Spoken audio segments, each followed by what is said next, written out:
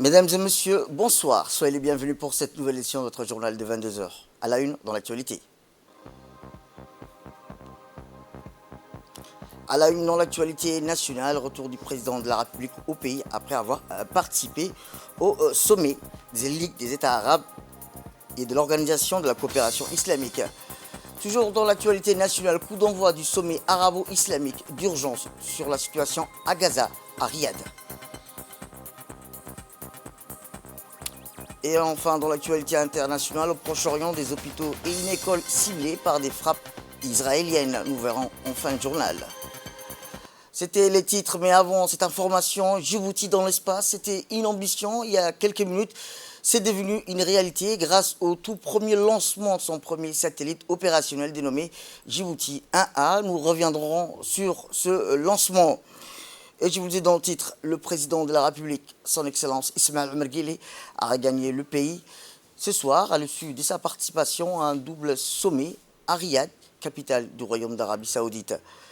C'est le premier sommet qu'elle a pris part, le chef de l'État portait sur un sommet entre l'Arabie Saoudite et l'Afrique qui était dévolu au lancement d'un partenariat stratégique placé sous le signe du renforcement de la solidarité et de la complémentarité économique entre le désordre. Le second sommet auquel a pris part le chef de l'État à Riyad correspondait quant à lui à un sommet extraordinaire intégré de la Ligue des États arabes et de l'Organisation de la coopération islamique, était dédié à la situation en Palestine, théâtre depuis plus d'un mois d'un massacre de masse de l'État hébreu sur la population civile à Gaza. A noter qu'en marge de sa participation à ce sommet distingue le président de la République en exercice de l'IGAD et président en exercice de l'IGAD, s'était livré également à une intense activité diplomatique autour de la problématique du Soudan, notamment auprès de ses homologues, chefs d'État et de gouvernement des pays de la région.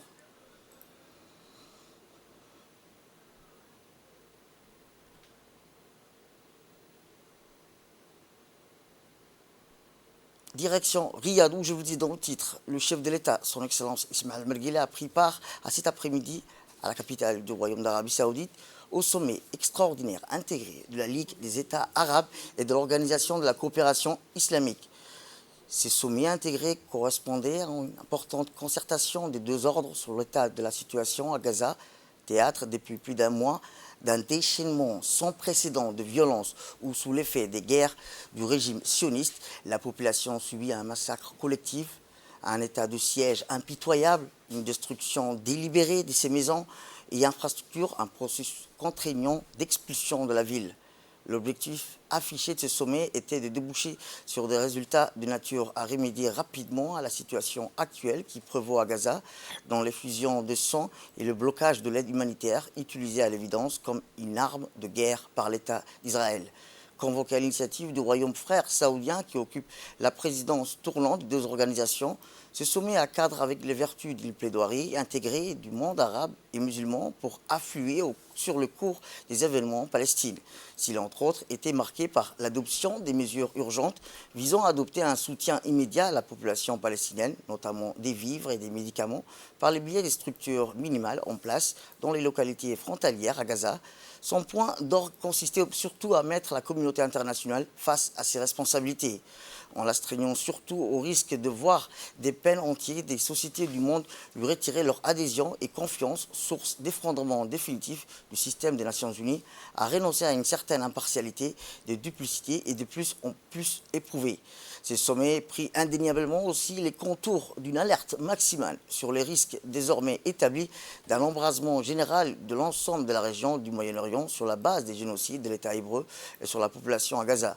Cette réunion intégrée de la Ligue des États arabes de l'OCI a également pris les rallons d'une concertation étendue sur les réponses et placée sur les signes de l'unité, de la cohésion qu'il doit d'apporter à la situation de violence extrême à laquelle fait face avec dignité et bravoure et courage le peuple vaillant de Palestine.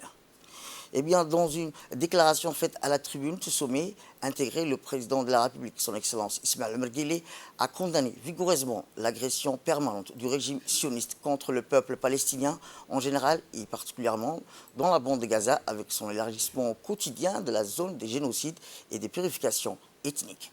Écoutons le chef de l'État. En premier lieu, je tiens à exprimer mes remerciements et ma reconnaissance envers le Royaume d'Arabie Saoudite pour son aimable invitation à ces sommets, particulièrement en cette période critique marquée par le nettoyage ethnique et le génocide perpétrés contre le peuple palestinien, constituant ainsi de crimes de guerre manifestes. Dans cette optique, nous renouvelons notre appel pressant à l'arrêt immédiat de l'agression brutale des forces d'occupation israéliennes à l'encontre du peuple palestinien vulnérable dans la bande de Gaza.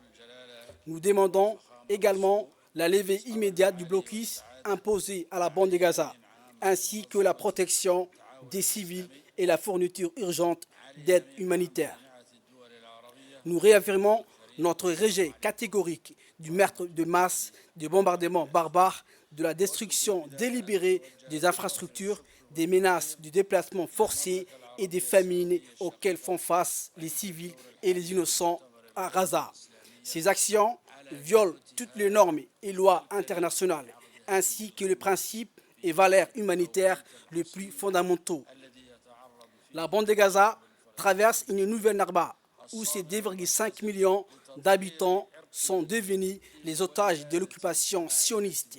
Ils subissent les conséquences dévastatrices des bombardements criminels, privés de leurs droits fondamentaux tels que l'eau, la nourriture, les médicaments, les communications et le carburant. La gravité de la situation actuelle exige une réponse rapide, un engagement fort de tous et tous les efforts nécessaires pour mettre fin aux violations flagrantes dont la population de Gaza est victime.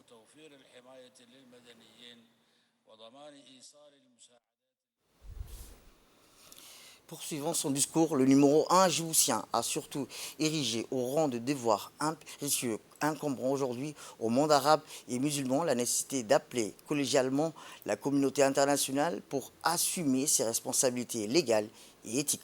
Réécoutons le chef de l'État.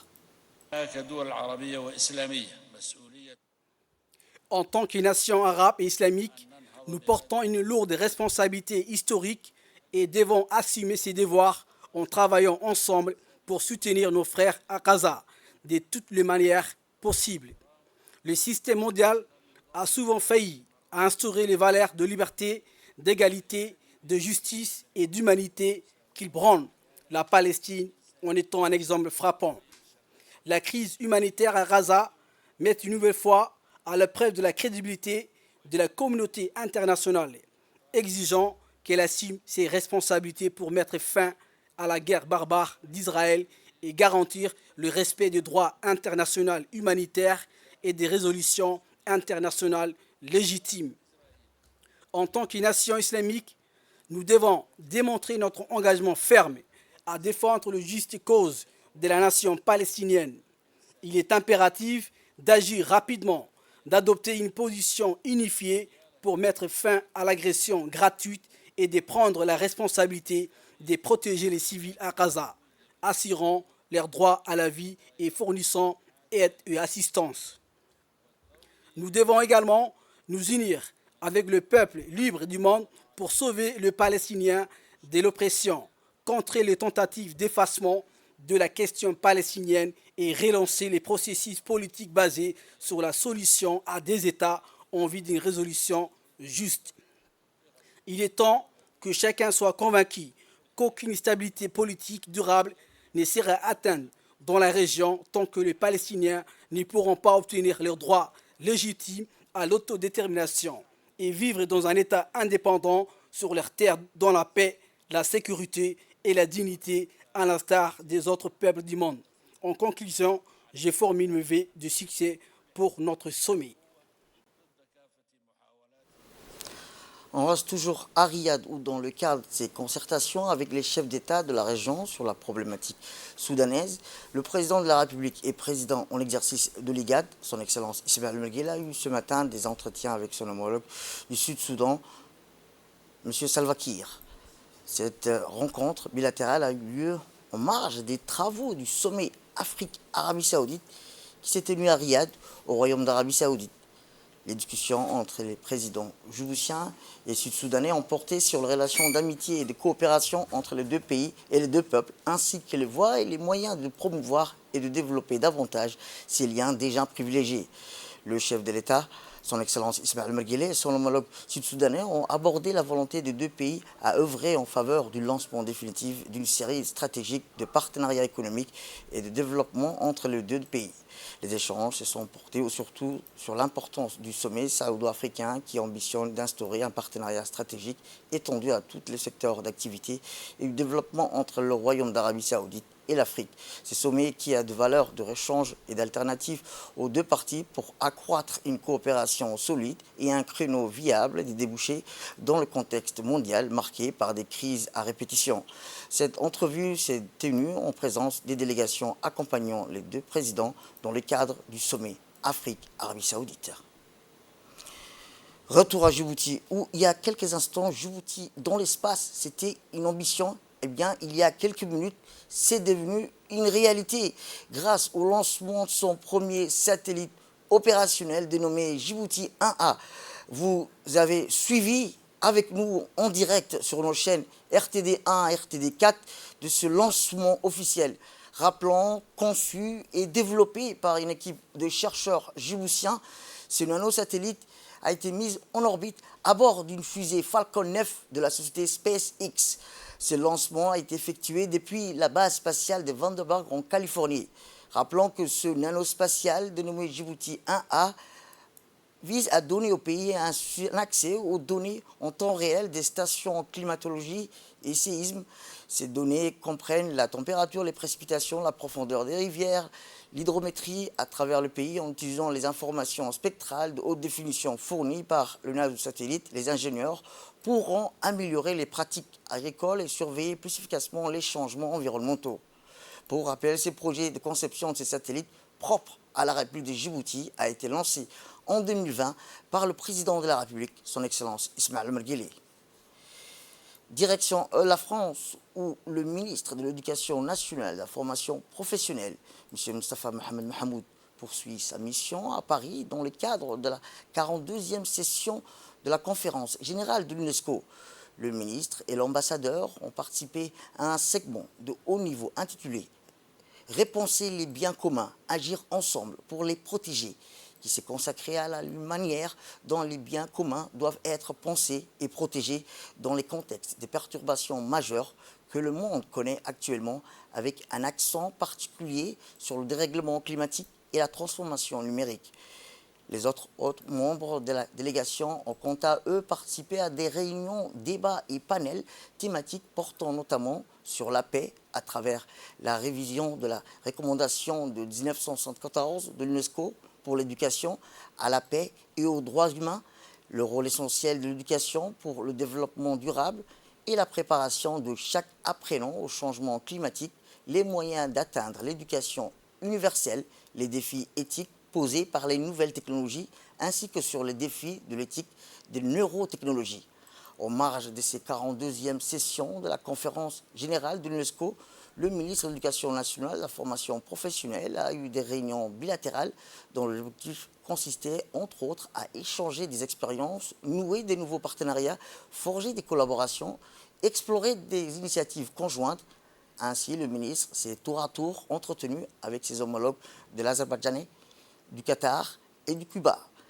Les discussions avec son homologue azerbaïdjanais ont porté sur les voies et moyens de mettre en place une collaboration dans les domaines de la formation professionnelle, notamment en faveur des élèves sortant de l'enseignement technique de la formation professionnelle pour qu'ils puissent bénéficier des bourses pour la poursuite du cursus de leur formation. Par ailleurs, l'entretien entre le ministre de l'Éducation nationale et de la formation professionnelle à son vis-à-vis qatari s'est focalisé sur le renforcement de la poursuite du projet RASER et sur l'accès des élèves de l'école Excellence aux écoles polytechniques du Qatar. Enfin, la discussion entre le ministre cubain La ministre plutôt cubaine de l'Éducation et son homologue djiboutien ont porté sur le renforcement du partenariat déjà existant dans le domaine de l'éducation et la prise en charge des enfants à besoins spécifiques. Les ministres se sont mutuellement invités dans leurs pays respectifs dans la perspective d'explorer davantage les domaines de coopération et paraffer des conventions de partenariat.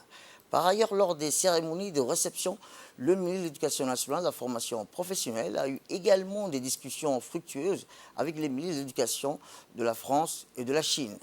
Dans l'après-midi d'hier, après des tractions intenses et des divergences diplomatiques très marquées, la résolution sur Gaza, impact et conséquences de la situation en Palestine, soumise par le groupe arabe, a été adoptée par la conférence générale. Retour à Djibouti, nous nous restons toujours dans le domaine éducatif où cette fois-ci les épreuves écrites du concours ont commencé tôt ce matin dans divers centres d'examen. Cette année, le concours a attiré plus de 4157 candidats compétitionnant pour 10% des postes d'enseignants. Ouverts au recrutement, les postes concernant 20 disciplines allant des filières d'enseignement général aux filières de l'enseignement technique, de la formation professionnelle, ainsi que le préscolaire et l'enseignement bilingue technologique. Le concours s'est déroulé en 2 phases, avec d'abord les épreuves écrites suivies des épreuves orales. Il est organisé par le ministère du Travail, chargé de la formalisation et de la protection sociale, en collaboration avec le MENFOP, le secrétaire général du ministère du Travail, chargé de la formation et de la protection sociale, M. Abdallah Mohamed, accompagné du secrétaire général du MENFOP, M. Mohamed Abdallah Mayoub, et de la directrice générale par intérim du fonction publique, Mme Hibo Youssouf, ainsi que d'autres hauts cadres ont effectué une tournée de supervision au CFF, au lycée de Djibouti, ainsi qu'au lycée Jama Mahmoud, pour s'assurer du bon déroulement des épreuves écrites.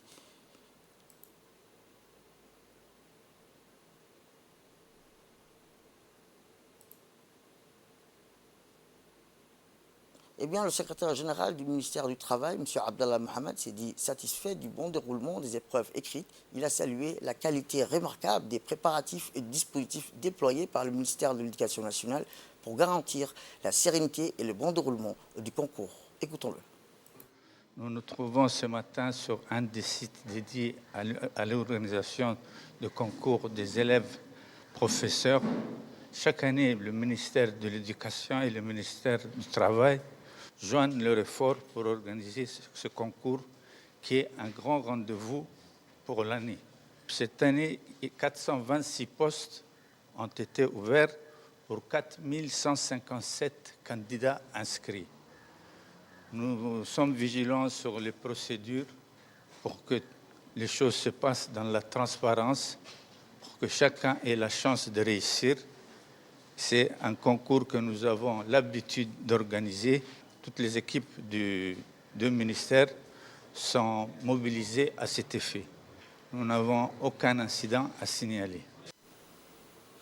Sport à présent. Place du 27 juin a servi hier après-midi de lieu de départ et d'arrivée de la course sur route de 10 km, de 5 km d'Air Djibouti. Au menu de la 4e édition de 10 km d'Air Djibouti, la course cette année est dédiée à la solidarité de la population civile palestinienne, organisée par la compagnie aérienne Air Djibouti, avec l'étroite collaboration du secrétariat d'État chargé au sport et la Fédération djiboutienne d'athlétisme.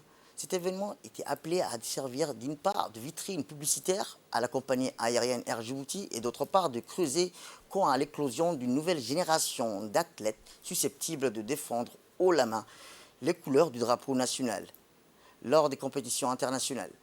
L'édition de cette année a vu la participation de quelques centaines d'athlètes composés de jeunes hommes et jeunes filles issus de plusieurs formations sportives des forces armées djiboutiennes, de la garde républicaine, des gardes-côtes, de l'Université de Djibouti, de la gendarmerie, de la police nationale, mais également des pays limitrophes, séparés en 3 catégories, cadets, juniors et seniors, qui ont pris part au départ, épreuve par épreuve, afin de disputer les parcours de 5 km et de 10 km. Sur ce, le directeur général d'Air Djibouti, Abdelrahman Ali Abdoulaye, le président de la Fédération djiboutienne de l'athlétisme, M. Saïd Ismail, et la secrétariat général du secrétaire d'État chargé du sport, Mme Khadija Ibrahim, ainsi que les autres officiels présents à cet événement sportif ont remis aux 5 premiers dès chaque épreuve des trophées et des enveloppes contenant des sommes d'argent. Rappelons que les épreuves de 5 km et 10 km dans cette catégorie de 5 km côté filles, c'est la garde républicaine du premier prix avec la victoire de la jeune fille Khadra Mohamed Dambile. Côté garçon, c'est Mourtar Idriss de la garde-côte qui a pris la première place du 5 km. Enfin, la première place 10 km homme est revenue à Mouhidine Abdi Waez de la garde républicaine.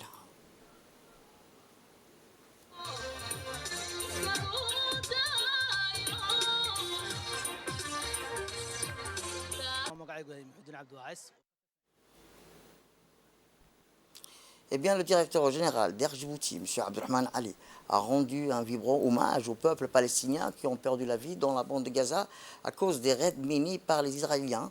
Le directeur d'Air Djibouti a exprimé cette victoire de ces courses s'inscrit dans le cadre de la politique du président qui a offert les voies et moyens financiers de s'épanouir sportivement, une subvention exceptionnelle aux athlètes. La course de la 4e édition d'Air Djibouti, a-t-il rappelé, a été terminée dans une meilleure condition à la place du 27 juin. Le directeur général de Air Djibouti a également insisté sur l'importance de la solidarité nationale pour apporter l'assistance nécessaire envers nos frères palestiniens, a-t-il indiqué. De son côté, le président de la Fédération djiboutienne de l'athlétisme, Saïd Ismaël, a salué l'engagement de la compagnie aérienne du pays dans la promotion de cette discipline sportive si chère pour notre pays.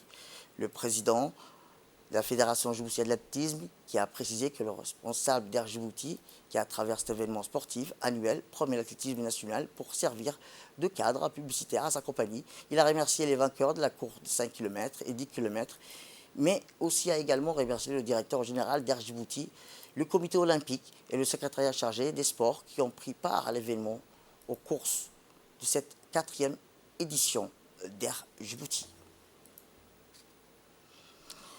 Autre actualité nationale, direction le sud, où dans le cadre de la lutte contre la contrebande de 4, la brigade de la douane d'Ali Sabieh et la brigade mobile de la douane en étroite collaboration avec la police nationale, détachement d'Ali Sabieh, ont intercepté une importante marchandise de 4 de contrebande. La marchandise saisie à cette occasion était composée de 80 colis de 4 dont le poids total a été estimé à 3500 kg de 4. Les contrebandiers voulaient acheminer en quantité vers la ville. Selon la procédure standard en vigueur, cette quantité a été détruite sur place par la brigade de la douane en présence du chef de la brigade de la douane d'Ali Sabieh, Mohamed Moumin Hassan. Rappelant que la contrebande est un fléau qui nuit au développement économique de notre nation. Il incombe donc à chaque citoyen de mener de son côté la lutte pour faire cesser ces commerces illicites. Et je vous le dis dans le titre, les frappes aériennes israéliennes ont touché hier 3 hôpitaux et une école à Gaza, tuant au moins 22 personnes. Les plus grands hôpitaux de Gaza, Al-Shifa, où sont réfugiées jusqu'à 50 000 personnes, a été bombardé. De nombreuses installations médicales sont hors service. L'établissement aurait reçu une 50aine de corps après le bombardement d'une école accueillant des déplacés. Ainsi que plus de 11 000 morts sont à déplorer depuis plus d'un mois. Israël a frappé en Syrie vendredi à l'aube en réponse à un drone qui s'était abattu jeudi sur une école à Eilat, une ville israélienne du sud du pays, sans faire de victimes. Les Nations Unies réclament une enquête sur les bombardements aveugles d'Israël dans des zones densément peuplées. Et en mer Méditerranée, plus de 118 personnes ont été secourues en Méditerranée. L'ONG Emergency les a récupérées à bord de son navire Life et doit débarquer dans le port italien de Bendersia. C'est la nuit dernière que le navire à bord a secouru plus de 41 personnes dans une embarcation de fortune et 77 autres dans un second temps. Parmi les personnes secourues figurent 4 mineurs non accompagnés. Les migrants sont des Érythréens, des Éthiopiens, des Soudanais, des Bangladais, des Pakistanais, des Syriens, des Égyptiens et des Palestiniens. C'est tout pour cette édition. Merci à vous de nous avoir suivis. Restez avec nous pour suivre nos programmes télévisés. Le programme continue sur Télé Djibouti.